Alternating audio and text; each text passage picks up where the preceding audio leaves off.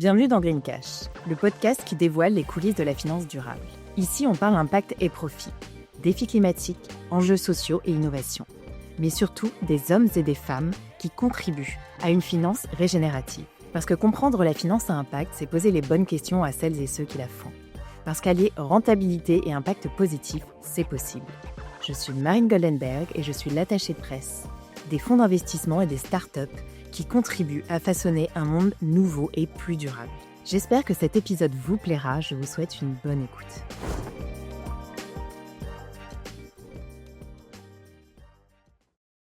Aujourd'hui, j'ai 31 ans, les deux pieds dans la cour des grands, et je donnerais beaucoup pour dire à la Maud de 8 ans qu'elle a raison de croire en elle, malgré les moqueries.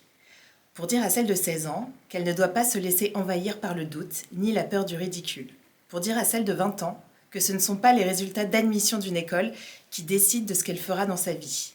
Pour dire à celle de 25 ans que dans la vie, il n'y a jamais le bon moment ou qu'on ne te proposera jamais deux fois. Pour dire à celle de 27 ans de profiter des derniers moments en famille à 4. Pour dire à celle de 30 ans que non, à 31 ans, elle n'arrive toujours pas à être fière d'elle, mais qu'elle y travaille. Ni à faire une pompe, mais c'est un autre sujet. Je voulais partager cela avec vous, chers amis de LinkedIn, pour tous les jeunes Maudes, toutes les jeunes Maudes adolescentes et adolescents qui passeraient par là, mais aussi pour les plus expérimentés, les plus aguerris, les plus patients. Se sentir prêt est un mythe. Se sentir confiant est un mythe. Se sentir à la hauteur est un mythe. On se lance, on se mange un mur, on recommence. Et qu'on se le dise, on n'arrête jamais de se manger des murs. On apprend juste à trouver ça appétissant. Mais en attendant, on avance et on ne se laisse plus porter. On décide pour soi. À chaque fois que je me dis que cette fois c'est trop grand, trop ambitieux pour Gringotts, je me rappelle qu'on m'a dit un jour qu'à la NASA, il y a dans un petit cadre une pancarte qui dit « Aérodynamiquement, le corps d'une abeille n'est pas fait pour voler. Heureusement que les abeilles ne sont pas au courant. Si les abeilles pensent être des fusées, je peux bien me prendre pour un F-35. » Alors Maud, j'aime beaucoup ce post que j'ai lu sur LinkedIn. Et en plus de le trouver drôle, touchant et bien écrit, je trouve qu'il représente bien l'idée qu'on se fait de toi, ton ambition, ton énergie d'avancer malgré le doute. Maud, on a un peu galéré à trouver un moment, mais enfin nous voici. Et je suis extrêmement heureuse de te recevoir aujourd'hui sur Green Cash, alors bienvenue. Merci, et oui, il est 7h30, il fait nuit dehors. Et on l'a fait. On est là. Très heureuse aussi. Écoute Maud, je voudrais te demander de commencer par te présenter de la manière dont j'aurais aimé que je te présente, ou en tout cas la Maud que peut-être on ne connaît pas quand tu n'es pas en train de disrupter le secteur bancaire. Alors du coup, moi je m'appelle Maud, j'ai 31 ans, j'écris plein de choses sur LinkedIn en effet. Et à côté de ça, j'ai un petit side project qui s'appelle Gringotts, qui a pour ambition de créer un outil pour toutes les Françaises et pour tous les Français pour mettre son argent juste là où ça a du sens pour eux. C'est-à-dire en fait leur redonner le pouvoir parce qu'aujourd'hui, on gagne de l'argent là sur de notre fonds, on l'épargne et on le met dans une banque. Une fois qu'il a passé les murs d'une banque, et ben on en est complètement dépossédé par rapport à l'impact qu'il aura sur le monde. Où est-ce qu'il investit, quel monde il construit, quelle entreprise il développe, quelle entreprise au contraire il ne développe pas. Et donc toute l'idée de Gringotts, c'est de redonner le pouvoir en mode s'il y a des choses qui ne te vont pas dans la vie, fais en sorte que ton argent ne soit pas en train de les financer aussi. Et la mode qu'on ne connaît pas, comment est-ce que j'aurais aimé que tu me présentes moi j'aime beaucoup quand on me dit que je suis drôle. Je pense que c'est un des plus beaux compliments qu'on peut me faire. Et sinon, je viens de Dijon, je suis franco-iranienne. J'ai un gros chien, c'est un gros chien familial qui s'appelle Doudou, qui fait 50 kilos, qui est un bouvier bernois. Qui n'est pas là avec nous, mais qu'on regrette. Non, tu remarqueras que je cite mon chien avant ma sœur quand même, hein. C'est bizarre, je me rends compte de ça. Je pareil. Et écoute, et voilà. J'ai bien dessiné. Bah écoute, super. Est-ce que tu pourrais nous parler un peu de ton parcours ? Comment t'en es arrivé finalement à ce petit side project que tu appelles Gringotts ? Mon parcours académique et professionnel, je le trouve pas extrêmement intéressant. J'ai fait prépa, j'ai fait une école de commerce ensuite, qui n'était pas HEC. Mais tu t'en es sortie ? Je m'en suis sortie. Mais je pense que c'est une des premières grosses frustrations de ma vie et je me souviens vraiment d'avoir fait un pour et contre QB ou pas QB, et que j'ai compris que c'était surtout l'ego qui était en train de driver cette décision. Ensuite, j'ai fait mes premières expériences professionnelles dans le luxe, quelques rues d'ici, chez Berluti, puis chez Dior. Ça m'a appris certaines choses assez intéressantes sur comment créer une communauté, comment est-ce que finalement on n'était pas du tout des êtres rationnels dans nos comportements d'achat et de désir. Parce que moi j'aime bien intellectualiser un peu tout. Hein. Et ensuite... C'est pas la première sur ce podcast, bien sûr. Et ensuite je suis partie un peu par hasard pour une opportunité en banque à New York. Et c'est pas vraiment dans la banque que j'ai découvert des trucs, mais c'est surtout à New York que j'ai découvert, ou plutôt rencontré la personne qui est mon futur associé, Andrea. Et je dirais que ça a été une vraie rencontre, parce que c'est lui qui m'a vraiment ouvert la voie sur l'écologie et l'impact. J'avais pas forcément conscience, comme beaucoup de gens, de la gravité de la situation. Je m'en préoccupais pas forcément. J'entendais dans le fond médiatique, plus de degrés. Je me disais un peu naïvement... j'habite à Dijon, je vais faire plus de degrés, j'aurai une piscine, so what. Voilà, donc oui, ce niveau-là, avec une personne qui avait 3 masters. Donc il m'a vraiment ouvert les yeux là-dessus, et ensuite, l'histoire a fait que j'ai voulu faire quelque chose. Comme j'aime bien faire les choses en grand, je me suis dit, je suis pas dit que j'allais ouvrir un petit atelier de poterie responsable, mais que j'allais créer une banque un jour. Et voilà. Voilà. Peut-être qu'un jour l'atelier de poterie deviendra le side project. Sache que c'est un de mes grands rêves de faire un atelier de poterie. Ok. Quand c'est trop dur, gringote, et qu'il y a trop de pression et tout, je ferme mes yeux et je me dis, allez, après c'est l'atelier de poterie. Après c'est la poterie. Et alors justement, j'allais te demander, parce qu'on sent que voilà, c'est le projet qui t'anime sur tous les fronts, et comment tu tiens la distance du marathon, de l'entrepreneuriat. Et moi, je vois les attaques que vous avez aussi sur LinkedIn. Enfin, je pense que c'est vraiment intense. Comment tu tiens ? Alors, pour le coup, les attaques, on en a eu une qui a été même pas démontée par toute la communauté. Ça, c'est incroyable. C'est un peu comme dans Seigneur des Anneaux, tu sais, quand c'est la forêt qui se défend, tu vois. Genre, mais sinon, non, on a beaucoup de chance. Au contraire, on a énormément de soutien. Je dirais que c'est vraiment ça qui me fait tenir. Je suis quelqu'un de plutôt extrême dans tout. J'ai beaucoup de mal à garder un équilibre, donc de vie professionnelle et personnelle. Tout est très intense et tout se mélange depuis qu'on a commencé, donc depuis 5 ans. Donc je prends pas de vacances, j'arrive pas à déconnecter. Je me suis quand même mis au sport. Plutôt assez intensément aussi, parce que j'ai juste mal au dos, très mal au dos à force d'être assise tout le temps, et puis se rend compte que quand même marcher, courir, ça fait du bien à la tête, mais en fait t'es toujours dans une optique d'être mieux pour travailler, et pour travailler plus en site.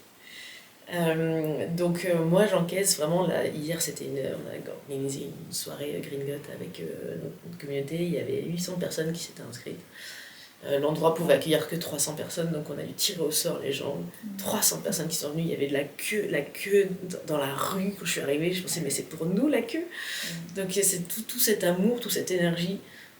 C'est ce que je leur ai dit hier, c'est que nous on a commencé, j'ai 25 ans, j'ai pas fait d'études en finance, j'ai pas vraiment d'expérience en finance, j'ai pas fait une très bonne école de commerce.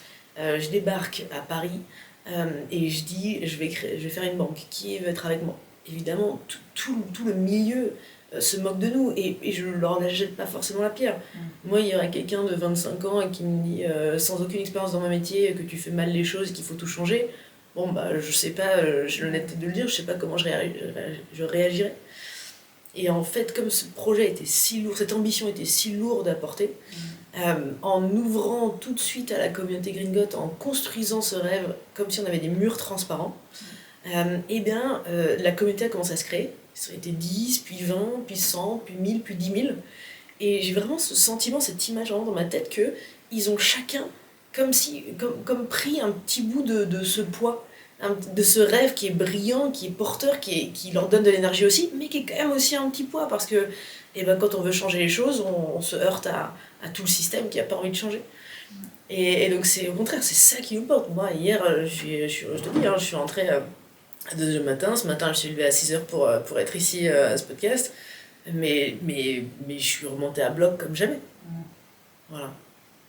Bah écoute, c'est hyper inspirant et vraiment encore merci d'être là. Alors écoute, ce que je te propose justement, moi en général j'ai une petite tradition sur Green Cash, c'est que je vais chercher un témoignage de quelqu'un qui te connaît et que je vais te partager. T'as trouvé? Moi, c'est Clément, Head of Growth chez Gringot. Ça fait maintenant que 4 ans que je travaille avec toi, Maude, chez Gringot. Je te suivais déjà sur les réseaux et je me rappelle, tu as posté une offre Growth sur LinkedIn à l'époque. J'ai postulé, on s'est appelé, il y a eu un fit instantané. J'ai rarement eu un tel fit aussi rapidement et surtout maintenant, 4 ans plus tard, je peux dire que c'est toujours le cas. Maude, tu es une personne inspirante de par 2 éléments principaux de ta personnalité. En premier, ton ambition et en deuxième, tes convictions. Tu as lancé Gringot, non pas pour lancer une boîte parmi d'autres, comme font beaucoup d'entrepreneurs, mais tu voulais vraiment changer le système en profondeur et le réaligner avec tes convictions. Et surtout, tu embarques les gens avec toi dans cette ambition et cette envie. Et c'est ça ta vraie force. Tu as un aura qui fait qu'on a envie de te suivre et qu'on te suit pour changer le monde avec toi. Tu es aussi impressionnante de par ta détermination. Et je sais, je vois bien les dessous de notre milieu, la finance, l'écologie, je vois bien tous les murs, les barrières, tous les gens qui veulent faire tomber Gringot, nous faire tomber, te faire tomber. Mais tu résistes à tout, tu lâches jamais. Tu veux vraiment changer ce modèle de la finance et l'aligner avec les besoins de la planète coûte que coûte. Tu m'as aussi permis de redécouvrir mon métier. Je travaillais en B2B, en growth, depuis beaucoup d'années et j'en avais vraiment ma claque. Je tournais en rond et en arrivant en B2C et en bossant à tes côtés, j'ai découvert le pouvoir du binôme com et growth. Et maintenant, je ne pourrais plus imaginer travailler en growth sans cette paire, ce binôme avec la team communication. Il y a aussi un autre trait de ta personnalité qui peut faire peur à beaucoup de monde qui en effraie quand on fait partir, c'est ton exigence. C'est un trait très fort de ta personnalité. Mais moi, je l'ai toujours vu plus comme une opportunité parce que tu nous pousses à toujours viser plus haut. Et couplé à ta capacité d'écoute et ta capacité à donner une confiance totale, ça me permet depuis 4 ans d'aller toujours chercher le meilleur de moi-même, de toujours me sentir meilleur dans mon domaine, de continuer d'apprendre, ce qui n'était plus le cas avant, où je sentais un peu un palier. Bah là, il n'y a aucun plafond de verre, aucun palier possible. Tu sais nous mener encore plus haut. Et en plus, on en voit les résultats, j'en vois les résultats, on en voit tous les résultats avec Gringot. Et ça, c'est un peu, pour moi, la clé du bien-être au travail, sentir qu'on peut être meilleur, encore meilleur, et que ça porte ses fruits. Et enfin, mon dernier point, c'est pour te dire que tu es inspirante pour une dernière raison. Tout simplement parce qu'en fait, tu es douée dans ton domaine, tu sais quoi dire, comment le dire, tu sais être convaincante et engageante, et tu as un vrai talent pour la com, ça force l'admiration, et surtout moi, en growth, et donc dans ce binôme com growth, ça me permet d'avoir un terrain de jeu inépuisable. Et donc pour tout ça, merci Maude, merci de m'avoir offert la possibilité de participer à cette aventure Gringot avec toi. Ça me fait beaucoup. Bah écoute, j'ai trouvé vraiment alors, à la fois touchant et ça représente bien ce qu'on perçoit de toi et ce que tu nous partageais. Alors, je vais réagir et tout. Il faut savoir que moi, je suis une introvertie à la base. Je suis une introvertie qui a intellectualisé tout, la relation sociale, la com et tout. Et donc qui passe très bien pour une extravertie. Mais moi, mes recharges, je le fais vraiment seule. Moi, être au contact des gens, ça me décharge. Vraiment, ça me prend de l'énergie. Et c'est le cas aussi dans le management. Moi, c'est pas du tout ma passion, le management. C'est vraiment quelque chose qui me, au contraire, inconfortable. C'est vraiment Andrea, mon associé, qui est le CEO de la boîte, qui a cette aura d'emporter les gens, d'être là pour les guider et tout. Moi, c'est pas... je suis plus un player un peu plus solo, un attaquant qui va y aller, mais parce qu'il a tout cette défense et tout ce bac derrière lui. Et ça, c'est vrai, sauf pour Clément. Il l'a dit, je me souviens toute ma vie de la fois où je l'ai appelé. Je sais exactement où j'étais, la première fois où on s'est appelé. Je sais exactement de quoi on a parlé. On a un passé... il se trouve qu'on était dans la même école au même moment, dans la même promo. On s'est jamais croisés, on s'est jamais parlé. On n'avait aucun souvenir l'un de l'autre. Mais on a une histoire familiale qui est un peu similaire. Je me souviens aussi quand il m'a dit oui, qu'il venait, genre à quel point j'étais contente. Et moi, constituer mon équipe, c'est un vrai défi. Parce qu'il l'a dit, je suis quelqu'un de très exigeant. Donc il y a beaucoup de gens avec qui on se rend compte que ça ne le fait pas. Et donc il y a beaucoup de gens qu'on a remerciés dans mon équipe. Et Clément, c'est la colonne vertébrale. c'est mon late founder, c'est mon associé, c'est mon binôme, comme il le dit. C'est vraiment une personne qui est très très complémentaire. Il me comprend très bien, je le comprends très bien. Pour moi, c'est pas forcé en fait. La relation avec lui, elle est naturelle. Et du coup, elle me prend pas d'énergie du tout. Et c'est une chance incroyable de s'être retrouvé et moi de l'avoir trouvé sur mon chemin. Et c'est une chance incroyable pour Green God de l'avoir reconnu. Je suis sûre qu'il sera ravi de se recevoir ce message aussi. Donc, je lui redonne autant de fois qu'il veut, parce que je sais qu'il sait tout ce que je te dis, et sachant qu'en plus c'est un des meilleurs growth en France, donc on a vraiment beaucoup de chance de l'avoir. Et alors, est-ce que tu pourrais nous parler justement un peu donc maintenant ça fait 5 ans, 3 ans que vous êtes lancé commercialement, il me semble. Ouais, c'est ça. Et est-ce que tu peux nous parler un peu du parcours et quelles ont été vraiment les grosses étapes, les gros challenges pour Green God? Écoute, la première étape, ça a été par où on commence. On commence, il faut avoir de l'argent, il faut l'élever auprès des investisseurs. Les investisseurs, à quel moment est-ce qu'ils donnent, encore une fois, une jeune femme de 25 ans qui n'a pas d'expérience et qui va essayer de concurrencer Société Générale ou Revolut. Donc ça a été un parcours du combattant absolument incroyable. On a trouvé quelques fous qui nous ont dit oui sur le chemin. Parce que c'était un peu le début des néobanques aussi. Il n'y avait pas beaucoup de players sur le marché. Si, Comment il y avait Revolut. Bon, ça fait 15 ans qu'ils sont là, Revolut. Trade Republic aussi, c'était là. Non, nous au contraire, on est arrivé un peu plus tard. On est plutôt là. Avec la dimension éthique. Ah non, la dimension éthique, non. Oui, mais finalement, le marché, il est plus sur la dimension produit. La dimension éthique, c'est justement une différenciation, mais il n'y a pas... les vrais compétiteurs, c'est soit les banques traditionnelles, soit les pure players qui sont déjà bien en avance. Donc le gros challenge, c'était plus que vous n'aviez pas forcément le passif d'entrepreneur. Pourquoi est-ce que tu me donnerais de l'argent, en fait? Pourquoi est-ce que tu me donnes 500 000 €? C'est une vraie question. Est-ce que tu mises sur l'entrepreneur? Bon, il se trouve qu'on ne cochait aucune case.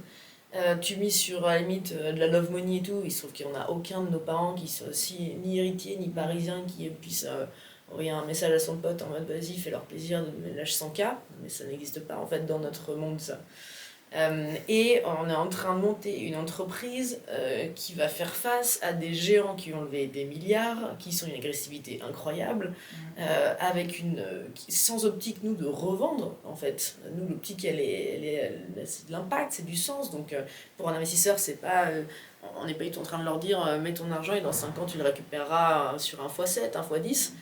C'est pas du tout l'histoire qu'on vend et qu'on va faire. Donc, oui. Pourquoi est-ce que tu me donnes de l'argent? C'est vrai. Donc en fait, il faut trouver des gens qui portent ces valeurs aussi, qui pensent qu'il faut, comme ça, un acteur financier qui soit différent. Et ces gens-là, il faut aller les chercher. Il faut les chercher, surtout quand tu n'as pas un seul contact. Encore une fois, j'ai pas... l'image, c'est un peu vraiment la provinciale qui débarque à la capitale. Hein. Qu'est-ce que c'est un business angel? Je ne savais pas. Moi, quand on a commencé, l'ACPR, donc qui est la branche de réglementation de la Banque de France, je l'écrivais là, plus loin, CPR. C'est vraiment... Non, mais on a tout appris sur le tas, mais on a toujours eu cette confiance en nous de oui, on peut tout apprendre. On peut tout apprendre, on peut tout faire mieux, on peut aussi nous aller vite, avec cette confiance qu'on n'était pas plus bête que les autres. Ça c'était très fort en nous. Donc on a de l'argent, on a créé l'équipe, évidemment. Au début, on a fait toutes les erreurs qu'il fallait pas faire, avec les avocats, avec les premiers recrutements, avec les partenaires. Tout a été jeté, tout a été remplacé. Au moins sur un 2 cycles, au moins, je dirais. Et après, le lancement s'est très très bien passé, puisqu'on avait cette communauté. Donc ça a été tout de suite un succès... et un best-seller. Et ensuite, je dirais que le deuxième point le plus difficile pour Green God, c'est vraiment un peu cette naïveté qu'on a eue sur la finance verte finalement. Il y a déjà des labels et tout. Nous, l'idée, c'est juste de les mettre à disposition. Et en fait, quand tu regardes le capot, la finance dite verte, c'est catastrophique. C'est un greenwashing absolu. Il n'y a aucune traçabilité, il n'y a aucune transparence. Il y a juste de la peinture verte. Et comme nous, notre vocation... c'est de faire une différence. En fait, il a fallu tout recommencer depuis le début.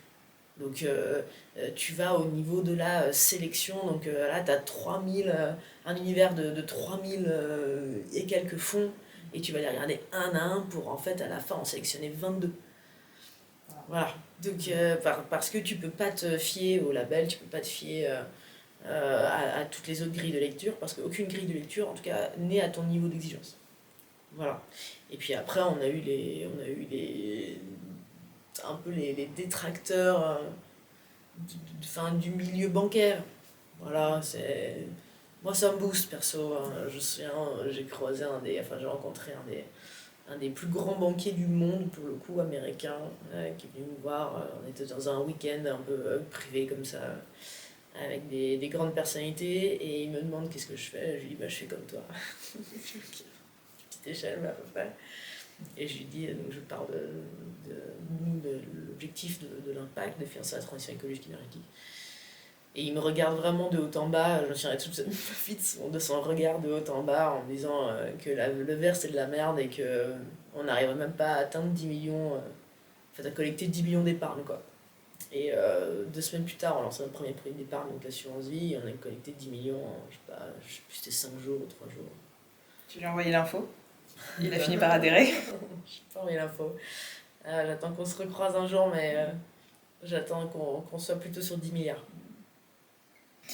Et alors ça me permet de transitionner vers votre actualité. Donc là tu viens d'annoncer 2 choses majeures, 3, mais les 2 dernières en date, c'était alors déjà le lancement d'un fonds, article 9.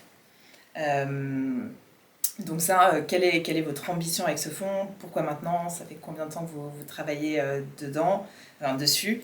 Et à partir de quand il sera possible d'investir justement dans le fonds? On travaille dessus depuis, je pense, 8 mois. Il est article 9, Greenfin, ISR et tout, mais en fait, tu vois, par exemple, pour Greenfin, la part de notre fonds qui est verte, elle est de 91%, un truc comme ça. Mais nous, on n'est pas d'accord. On pense qu'elle est plutôt à 72%. Parce que ce qu'eux considèrent comme vert, tout n'est pas vert pour nous. Donc voilà, donc on va beaucoup plus loin que les labels. Et l'idée, est-ce qu'on peut parler un peu plus de cette distinction? C'est-à-dire, qu'est-ce que eux considèrent comme vert et que vous ne considérez pas comme pas vert? Par exemple, ils peuvent considérer comme vert des constructeurs automobiles qui font un peu d'électrique, mais dont c'est pas forcément, enfin qui font encore beaucoup de thermique. Et ça, ils vont considérer ça, tout le constructeur, comme vert. Okay. Et nous, on n'est pas d'accord. Je pense que la partie électrique, oui, la partie thermique, non. Enfin, on voit pas pourquoi on la considérait comme verte. Donc voilà, on va plus loin dans l'analyse, on va plus loin dans les niveaux d'exigence. Et c'est un fonds d'investissement, donc action. Et en fait, il est directement logé dans notre assurance vie. Donc là, il y a déjà 10 millions d'euros dessus. On a mis 10 millions et ça va grandir au fur et à mesure que les gens auront des assurances vie Greengot. Donc voilà, donc c'est un très long travail. On a un second aussi qu'on ouvre avec une thèse un peu différente, parce que l'idée c'est que chacun ait serve un objectif bien précis. Et voilà, et dans ce fonds, en fait, donc, tu as 70% de parts vertes, tu as toujours 0% de parts noires ou brunes. Je préfère parler de parts noires, mais dans le langage financier, on appelle ça des parts brunes. Donc c'est des parts qui en fait, permettent d'investir ou de financer directement l'expansion des énergies fossiles. Donc le gaz, le pétrole ou le charbon. Donc il y en a toujours 0 expansion d'énergie fossile dans nos fonds et dans Greengot en général. Et après, tu as 29-28% de parts dites blanches, en fait, parts neutres. Donc ça, c'est important pour la sécurité des fonds et vraiment la diversification. Histoire de ne pas tout avoir dans la transition. Au cas où il y ait quelques remous de marché, il nous faut des choses.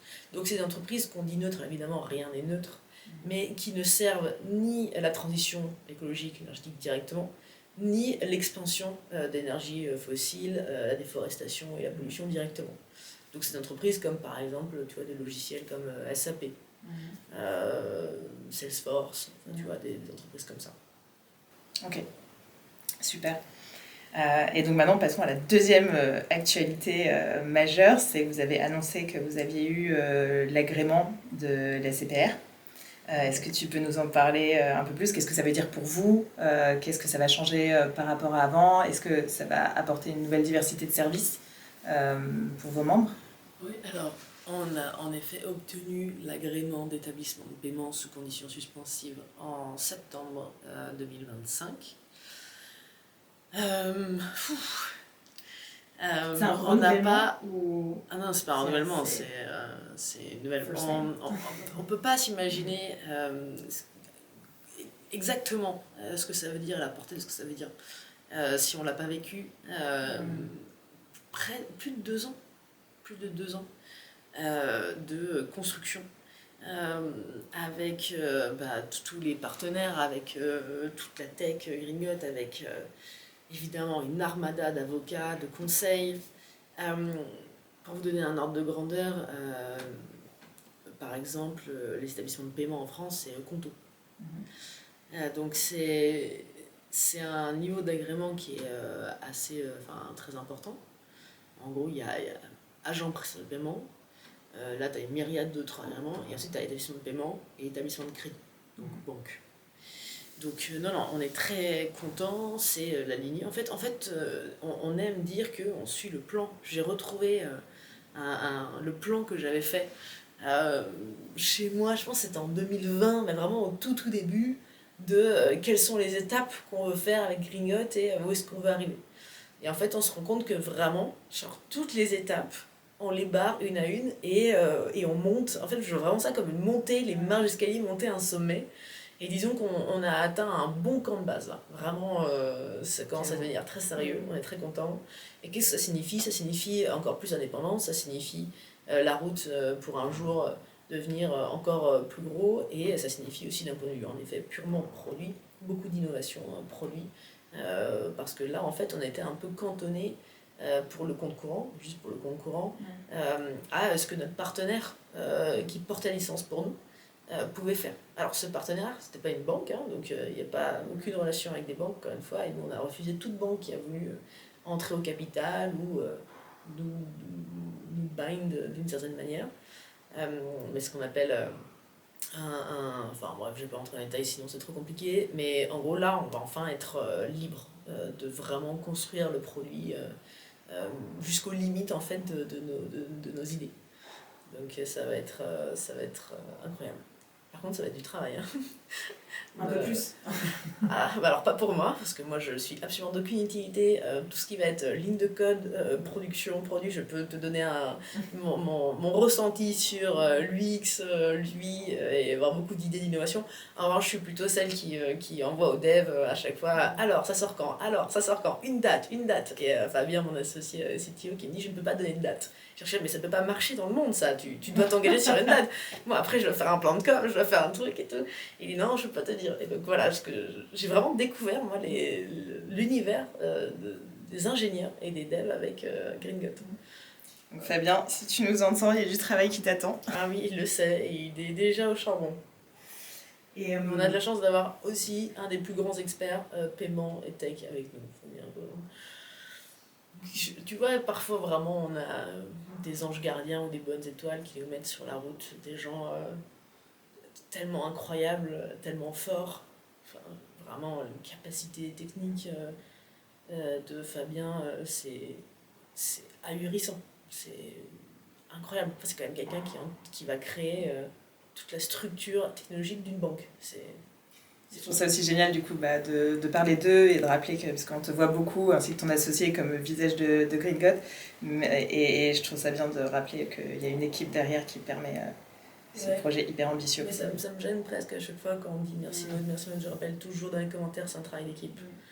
Et moi je suis sur la phase donc communication, faire en sorte que les gens connaissent le problème, connaissent la solution, changent le monde avec nous. Andreas, c'est le CEO, c'est vraiment lui qui tient c'est vraiment les murs de la maison, quoi. Et Fabien, c'est le petit génie dans sa cave qui code et qui a les idées les plus incroyables. Donc on est extrêmement complémentaires, en fait. Je suis incapable de faire ce que Fabien fait, évidemment. Il est incapable de faire. Alors vraiment, c'est l'ingénieur, il n'a pas le droit de parler.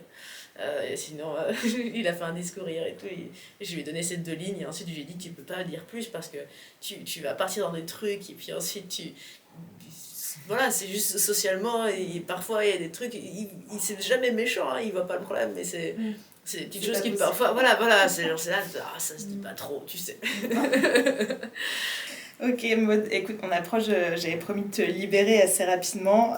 Est-ce que avant de de nous quitter, tu veux nous partager peut-être un mot sur la fondation aussi que vous avez lancée avec Gringot? Bien sûr, troisième grosse actualité. Ouais, et ça n'arrête pas. Et encore, il y en a 2 autres qui arrivent.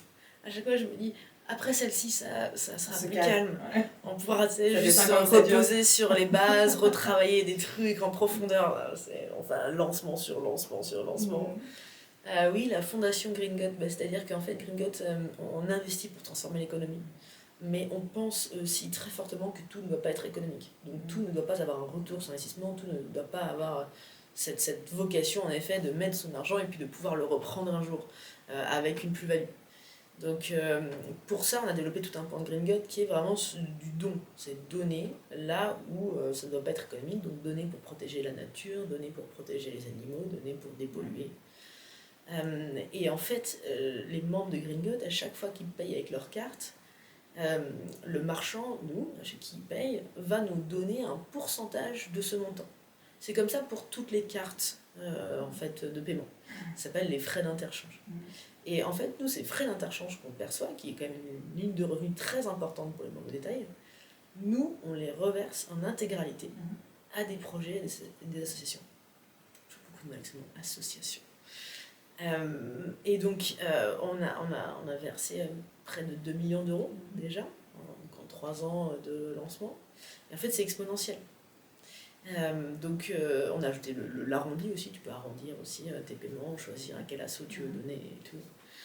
Choisir quand tu arrêtes l'arrondi, quel montant tu mets, enfin bref, tu choisis tout. Et pour nous, c'est très important de développer toute cette part et de financer des associations qui font un travail absolument incroyable.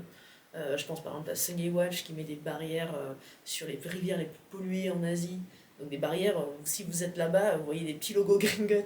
Ils ramassent le plastique, ils le trient en plus de 27 catégories différentes. Ils scannent les QR codes qui sont encore lisibles pour pouvoir ensuite remonter l'info aux grosses entreprises qui sont les plus polluantes et faire un lobbying pour dire regardez l'impact que vous avez sur la nature. Enfin bref, c'est incroyable ce qu'ils font. Je pense par exemple aussi à un autre projet qu'on a financé, là, l'école de réparation, c'est à Roubaix, c'est en France, où on finance une école qui en fait permet à des jeunes qui ont vraiment des parcours chaotiques, vraiment quelle chance d'être né dans une famille qui vous désire, qui peut vous mettre du pain sur la table, un toit sur la tête. C'est des personnes qui n'ont pas du tout eu cette chance dans la vie et qui peuvent venir dans cette école, du coup qui sont rémunérés au SMIC, parce que c'est des gens qui ont besoin, qui ne peuvent pas se permettre d'aller dans une école sans voilà, ils ne peuvent pas en fait, sinon ils ont faim. Et donc on finance cette école qui leur permet d'avoir un diplôme pour réparer des vêtements, des chaussures, c'est vraiment un diplôme de mode aussi. Donc voilà, vraiment des projets à tout le spectre social, impact, biodiversité évidemment, on finance par exemple le refuge Groin-Groin, ou un autre refuge pour les animaux blessés et sauvages. Voilà, on se fait très clairement plaisir, hein. C'est un bonheur d'aller visiter ces projets, de voir ce que concrètement on peut faire, parce que finalement, tu vois, là tu es dans nos bureaux, nous toute notre journée on est devant des écrans, on écrit des mails, on répond à des appels, on n'est pas sur le terrain. Nous, notre vocation, c'est de diriger l'argent sur le terrain, de diriger l'argent vers les gens qui, eux, ont cette expertise dans tous les domaines. Concret. Ah ouais, ça c'est incroyable. Donc la fondation va collecter tout ça, et d'ici 5 ans, elle aura plus de 15 millions par an à distribuer à des associations et à des... Il y en a besoin. Ouais. Le milieu associatif souffre. Pour beaucoup d'associations, on est déjà la première source de dons devant l'État. Ouais. C'est fou. Écoute Maud, je vais devoir te libérer. Je m'y étais engagée, même si on aura encore plein de sujets à aborder. Et un immense merci d'avoir pris le temps de discuter avec moi ce matin, malgré la soirée d'hier soir qui devait être superbe. Et les 2 soirées de ce soir, et ah là là, oui, la vie va fort en ce moment. Et bah, écoute, on le ressent et j'espère que j'aurai le plaisir d'échanger avec toi à nouveau. Et merci pour tout, Maud. Merci à vous et merci à toi. Salut. Vous venez d'écouter Green Cash, le podcast où l'argent vient financer un avenir fertile. Si cet épisode vous a plu, s'il vous a inspiré, partagez-le, abonnez-vous et laissez-moi un avis 5 étoiles. Je sais que c'est pénible, mais c'est très précieux pour moi et mon travail. On se retrouve très vite pour un nouvel épisode. À bientôt sur Green Cash.